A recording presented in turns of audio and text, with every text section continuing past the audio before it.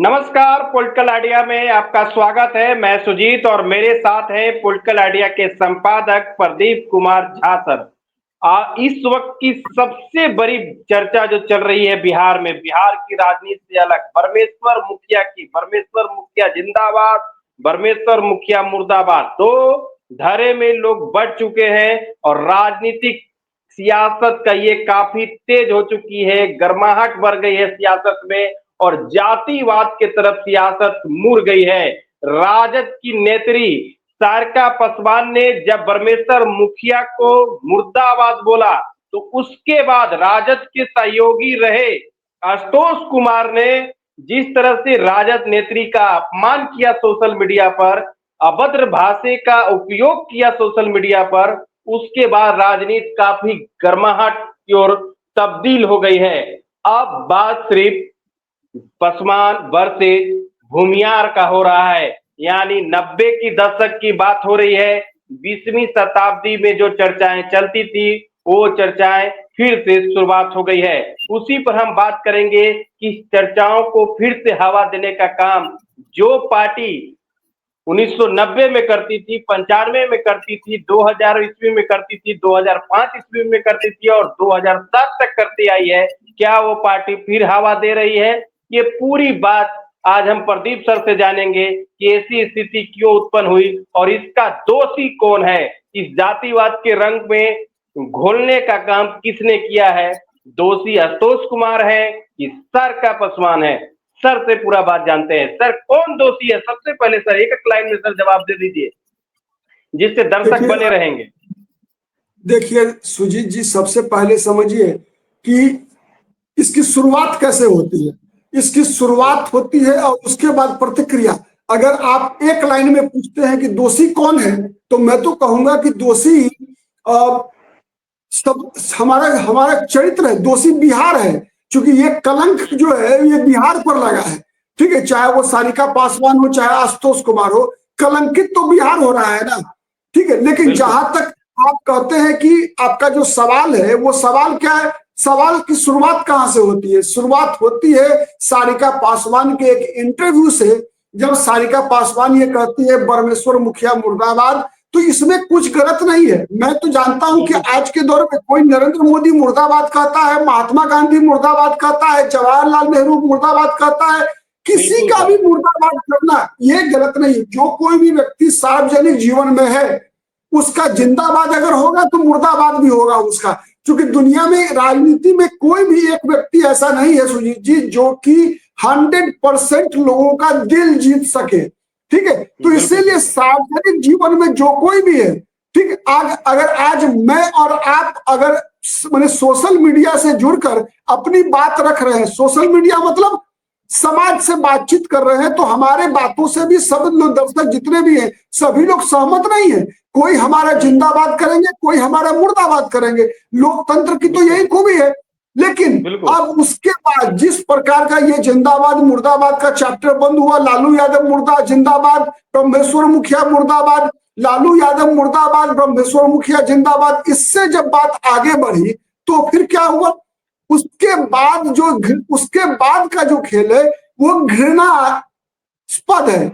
एक बिहारी के रूप में ऐसे लोग बिहार में रहकर सार्वजनिक जीवन में है जिससे किसी बिहारी को लज्जित होना चाहिए। मैं तो विशेष रूप से अगर आप पूछते हैं गलती किसकी, तो मैं कहूंगा कि निश्चित रूप से जो कोई भी इसमें अगर कोई पुरुष कार्यकर्ता है, सामाजिक कार्यकर्ता है, अगर वो महिला के लिए किसी भी मातृशक्ति के लिए, मैं नहीं जानना चाहता सारिका पासवान का व्यक्तिगत जीवन क्या है, लेकिन सारिका पासवान एक महिला है। सबसे पहले छोड़ दीजिए पासवान की बात, वो किस जाति से आती है वो दूसरे नंबर पे आती है। सबसे पहले नंबर पे आता है कि सारिका पासवान एक महिला है। ठीक है, और जिस प्रकार से एक महिला का अपमान और उसके लिए शब्दों का चयन किया गया वो कहीं से भी बर्दाश्त के काबिल नहीं है, नंबर 1। नंबर 2, उसके बाद जवाब में भी आज सारिका पासवान का हाथ बहुत ऊंचा होता। अगर वो भी अपने शब्दों पर, अपनी भावना पे नियंत्रण रख पाती, क्योंकि समाज जीवन में आप हैं तो समाज जीवन में बहुत कुछ झेलना पड़ता है। लेकिन सारिका पासवान ने भी जवाब देते समय मतलब प्रतियोगिता हो रही थी दोनों में कि कौन कितना गाली बक सकता है, आशुतोष कुमार और सारिका पासवान का भी आप हालांकि बयान सर सुनिए। सर दर्शकों को बता दें कि सारिका पासवान के कई वीडियो मैंने पीछे देखा जब इस तरह के उनकी बात सामने आ रही थी। हालांकि जब सारिका पासवान से हम लोग कई बार मिल चुके हैं, पर इस तरह से वो सामने से कभी बोलते दिखती नहीं है। पर कई वीडियो पीछे जब अशोक चौधरी को लेकर और शाम्भवी चौधरी और सयान कुणाल को लेकर उनकी वीडियो जब देखा गया है, तो उस वीडियो में कई अभद्र भाषा का उपयोग की है, दलित नेता के लिए उपयोग की है। हालांकि वो भी दलित परिवार से आती हैं और दलित नेता के लिए किस तरह से एक मातृशक्ति के लिए गलत गलत शब्द का उपयोग किए हैं सारिका पासवान। हालांकि उनकी चरित्र इस तरह से रहा है। पर आप जिस तरह से सर बता रहे हैं कि किसी भी व्यक्ति को सामाजिक जीवन में या व्यक्तिगत जीवन में भी मातृशक्ति को गाली गलौज नहीं करना चाहिए, अभद्र भाषा का प्रयोग नहीं करना चाहिए। खास करके सनातन संस्कार में ये कहीं से भी उचित नहीं ठहराया गया है। और सामाजिक स्तर पर तो इस तरह का लिखना ही नहीं चाहिए कि आप इस तरह से हैं और इस तरह से हैं। पुरुष या महिला के लिए आशुतोष कुमार जो राजद के पहले सहयोगी रहे हैं, तेजस्वी यादव के लिए उन्होंने रैली की है, तेजस्वी यादव के लिए उन्होंने सभा की है। और उस आशुतोष कुमार ने जब बरमेश्वर मुखिया जो भूमियारों के लिए मसीहा हैं, उस बरमेश्वर मुखिया पर जब गाली देने की बात आती है, जब उनको मुर्दाबाद कहा जाता है, तो इस तरह की ओछी जब बात लिखते हैं तो कहीं ना कहीं सर दोषी मेरे नजर में अगर कहा जाए तो आशुतोष कुमार ही है। जी सर। नहीं देखिए सुजीत जी, मैंने भी कहा, मैं आपकी बात से पूरी तरीके से सहमत हूं जी सर। कि शुरुआत आशुतोष कुमार ने की। गलत, मैं बरमेश्वर मुखिया मुर्दाबाद कहना मैं नहीं मानता गलत, क्योंकि इसलिए नहीं मानता कि मैंने बताया सार्वजनिक जीवन में रहने पर किसी भी व्यक्ति की जिंदाबाद मुर्दाबाद हो सकता है। आप उनके विचारों से सहमत हो न सहमत हो, ये आपका विशेषाधिकार है, हर व्यक्ति का अपना अधिकार है, लेकिन दूसरे व्यक्ति को उसकी प्रतिक्रिया में विरोध करने का अधिकार है। आप विरोध कीजिए, आप इस बात का विरोध कर सकते थे, आप सारिका पासवान का पुतला दहन कर सकते थे, आप सब सभ्य शब्दों में सारिका पासवान का विरोध कर सकते थे, लेकिन जिस प्रकार से आशुतोष कुमार ने शब्दों का मुझे जहां तक लगता है सर, जी सर, सर मुझे जहां तक लगता है जिस तरह से, हाँ बिल्कुल सर, जी सर, जी सर, एक मिनट मैं बता दूं आपको, जिस प्रकार से आशुतोष कुमार ने शब्दों का चयन करके शुरुआत किया, उसके लिए आशुतोष कुमार को किसी भी कीमत पर माफ नहीं किया जा सकता। लेकिन सारिका पासवान भी प्रतिक्रिया में जिन शब्दों का इस्तेमाल उन्होंने आशुतोष कुमार की मां के लिए किया, वह भी एक महिला होकर दूसरी महिला के लिए इस प्रकार के शब्दों का इस्तेमाल करना कि जिसकी योनि से जन्म लिया। अब इससे घटिया शब्द एक महिला की जुबान से सुजीत जी सुनना आश्चर्यजनक था, ठीक है, आश्चर्यजनक था। और उससे बड़ी बात मैं बता रहा हूं आपको, उसके बाद से लगातार उतना ही नहीं, आप देखिए कि राष्ट्रीय तीसरा भी एक कैरेक्टर आ जाता है उसमें। राष्ट्रीय जनता दल की ही एक महिला नेत्री है, ठीक है, मिताली या क्या ठाकुर, क्या नाम है मुझे ध्यान में नहीं आ रहा है अभी, ठीक है, उन्होंने भी अब अपनी जाति के तरफ से जो है आशुतोष कुमार के पक्ष में सारिका पासवान के लिए जिन शब्दों का इस्तेमाल किया है, सोशल मीडिया भरे पड़े हैं, जिस प्रकार से गाली दिया जा रहा है एक दूसरे को, ठीक है, और हर गाली के केंद्र में कौन है, तो किसी की माँ है, किसी की बहन है, किसी की बेटी है, या तो सारिका पासवान है, सारिका पासवान की माँ है, सारिका पासवान के चरित्र है, या फिर आशुतोष कुमार की माँ और आशुतोष कुमार की बहन है। सवाल ये उठ रहा है कि इससे किसका हित सध रहा है? किसी का हित नहीं सध रहा है, इससे कलंकित केवल और केवल बिहार हो रहा है। लेकिन उससे बड़ी बात है जिस पर हम लोग चर्चा कर रहे हैं कि ये हुआ क्यों, आप इसके समझिए इसको। इसमें तीनों चारों जो अभी तक जितने भी कैरेक्टर हैं, ये सब के सब आरजेडी से जुड़े हुए कैरेक्टर हैं। आशुतोष कुमार, मोकामा विधानसभा का चुनाव हो, उपचुनाव हो, बोचहा उपचुनाव हो, कांटी उपचुनाव हो, हर में राष्ट्रीय जनता दल के लिए वो चुनाव प्रचार कर रहे हैं, राजद का झंडा लेकर घूम रहे हैं। सारिका पासवान राजद की प्रवक्ता है, एक कौन मिताली ठाकुर है, वो भी भूमियार जाति से ही आती है, वो भी राष्ट्रीय जनता दल की नेता है। मतलब एक ही पार्टी के लोग। मुझे तो लग रहा है ये सुजीत जी कि ये सब कुछ स्क्रिप्टेड है, इसकी सबकी पटकथा लिखी गई है कि मैं ये बोलूंगी, आप ये बोलिए, तुम ये बोलो, मैं ये बोलूंगा, मुझे ये बोलना है, जिससे कि बिहार के राजनीतिक माहौल को खराब करके चुनाव में इसका फायदा उठाया जाए।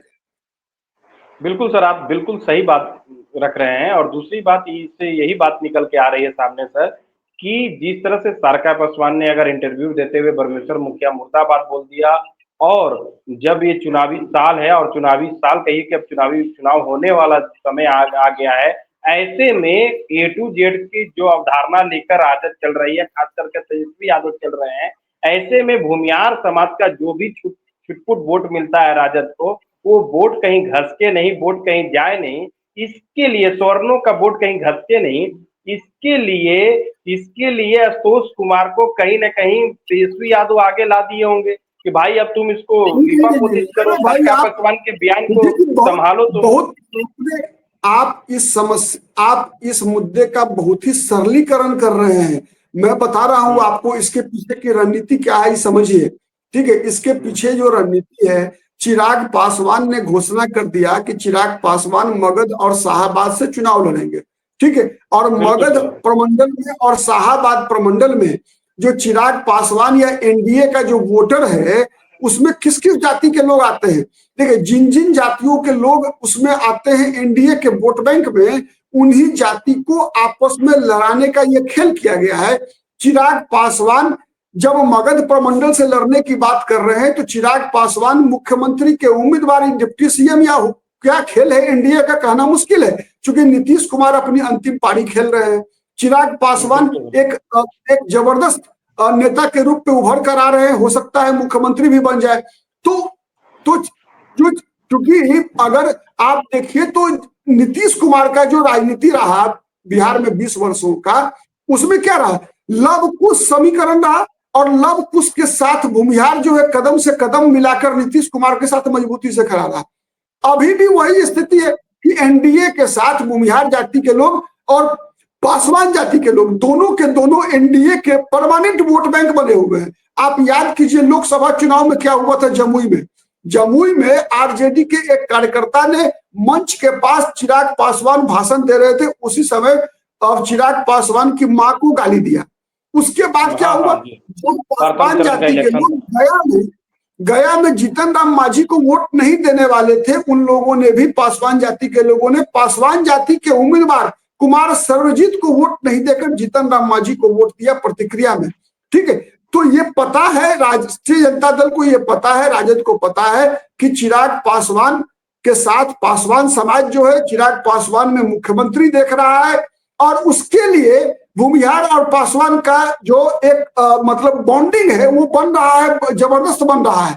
तो उसी को निशाना पर लेकर आरजेडी का ये स्क्रिप्टेड है। आशुतोष कुमार भी वही कर रहे हैं जो आरजेडी की तरफ से कहा जा रहा है। आप बयान को तो सुनिए ना, आप सीधे इतना गलत गलत शब्दों का इस्तेमाल हो रहा है, जातीय युद्ध कराने का प्रयास एक तरह से जो है करने का प्रयास है कि यादव जाति से, पासवान जाति से, भूमिहार को, मतलब दोनों पक्ष से, दोनों तरफ से, ठीक है, दोनों तरफ से जो है एक दो जाति नहीं बल्कि और जातियों को भी शामिल करने का प्रयास हो रहा है। अब उसमें भूमिहार से बढ़कर उस सवर्ण में जोड़ रहा है, इधर पासवान से लेकर यादव को जोड़ा जा रहा है, मतलब एक अलग प्रकार की जो है राजनीति करने का प्रयास किया जा रहा है लगातार।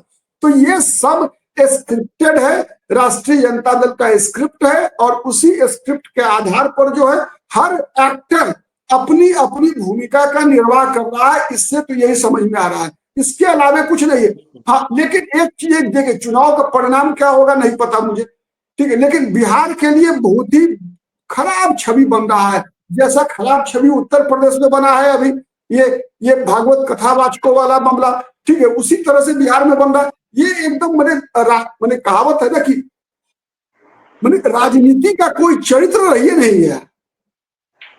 ये सबसे बड़ा दुर्भाग्यपूर्ण स्थिति है। सही बोल रहे हैं आप अपनी, बिल्कुल आप सही बोल रहे हैं सर। और तेजस्वी, जिस तरह की आप बात बता रहे थे कि जिस तरह से घटना जिस दिन से घटित हुई है उसके बाद तेजस्वी यादव का बयान आप देखिए सर, किसी तरह का वो बयानबाजी नहीं कर रहे हैं। और इटावा की घटना को लेकर उन्होंने बयान दिया है कि इस तरह की घटना हुई है, पर उस तरह के सारका पासवान का बचाव के लिए या आशुतोष कुमार के विरोध में उन्होंने कुछ नहीं बोला।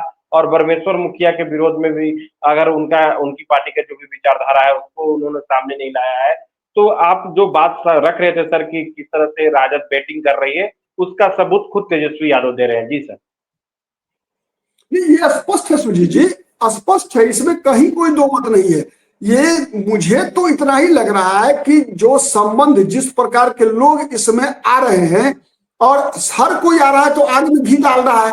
ठीक है, आप देखिए जो इंटरव्यूअर था वो कौन था? सारिका पासवान का इंटरव्यू कौन कर रहा था? वेद प्रकाश। ठीक है, इस सारिका पासवान का इंटरव्यू कर रहा था वेद प्रकाश। वेद प्रकाश को सारिका पासवान क्या बोल रही थी? अब बरमेश्वर मुखिया की 15 वर्ष पहले हत्या हो गई, कोई चर्चा नहीं, बरमेश्वर मुखिया को लाने की जरूरत क्या थी? और चलिए मान लीजिए बरमेश्वर मुखिया मुर्दाबाद हो भी गया, तो आशुतोष कुमार को इतने गंदे शब्दों का इस्तेमाल करने की क्या जरूरत थी? अगर कर लिया आशुतोष कुमार ने, मान लीजिए 1 मिनट के लिए, तो उस आशुतोष कुमार पर मुकदमा होना चाहिए, SC/ST एक्ट में गई ही थाना में। लेकिन फिर आशुतोष कुमार की मां के बारे में, आशुतोष कुमार की जाति के बारे में, सबके बारे में इतनी गंदी गालियां एक महिला का नेत्री के जुबान से निकलना, ये सबका सब आप देखिए, एकदम लगेगा कि हर व्यक्ति को मैंने स्क्रिप्ट थमा दिया गया है, डायलॉग थमा दिया गया, रटवा दिया गया है कि फलाना डायलॉग फलाना व्यक्ति बोलेगा, फलाना डायलॉग फलाना व्यक्ति बोलेगा, और इसी आधार पर बिहार की राजनीति को ध्रुवीकृत कराने का, बिहार के समाज को विषाक्त बनाने का एक प्रयास जो है इसके द्वारा किया जा रहा है। बिल्कुल सर, आप बिल्कुल कहते हैं कि इसको नस पकड़ना, जो राजनीतिक विश्लेषक होते हैं जिस चीज को नस पकड़ना कहते हैं, राजनीतिक कमियों को, उसका आपने नस पकड़ा है। राजद ने किस तरह से बैटिंग की है ब्रह्मेश्वर मुखिया को आगे लाकर, और किस तरह से चिराग पासवान को कमजोर करना है, ये अभी तक किसी राजनीतिक के विश्लेषक और ये जो राजनीतिक पंडित होते हैं उन्होंने अभी तक किसी तरह के इस तरह की बात अभी तक वो सामने नहीं लाए हैं। पहला आप ऐसे राजनीतिक विश्लेषक है सर जो ये बात को सामने लाए हैं कि जब चिराग पासवान शाहाबाद या मगध क्षेत्र से चुनाव लड़ेंगे और वहां उस क्षेत्र में भूमियार, स्वर्णो और पासवान के बीच में जो बॉन्डिंग बन रही है, तो उस बॉन्डिंग को कैसे कमजोर किया जाए, कैसे पहले जब 90 के दशक में जब ये जातिवाद में पूरा इस इलाका लहक रहा था, धधक रहा था, उस इलाकों को फिर से सुलगाया जाए, इसके लिए किस तरह से राजद ने बैटिंग की है, इसका आपने सही से बिल्कुल समीक्षा किया है। और दर्शकों को, मेरे दर्शकों को बहुत अच्छे तरीके से पता लगेगा कि राजद की क्या बैटिंग है और क्या आशुतोष कुमार की बयानबाजी के पीछे क्या कारण रहा है कि इतनी घृणित बयानबाजी उन्होंने जानबूझकर नहीं किया है, पूरे होशो हवास से किया है। और सारिका पासवान का जो बयान रहा, जो इंटरव्यू वेद प्रकाश का रहा, ये पूरी तरह से एक चालबाजी है, और उस चालबाजी को सर ने पूरी तरह से एक तरह से कहिए कि एक्सपोज किया है। और ये एक्सपोज होने के बाद अब लगता है कि राजनीतिक जो ध्रुवीकरण जिस तरह से राजद कर रही थी उस पर एक चर्चा होगा कि क्या राजद चिराग पासवान से डर गई है। इस पर भी एक नया एपिसोड लाएंगे और दर्शकों को बताएंगे। बहुत बहुत धन्यवाद सर आपका और हमारे दर्शकों को।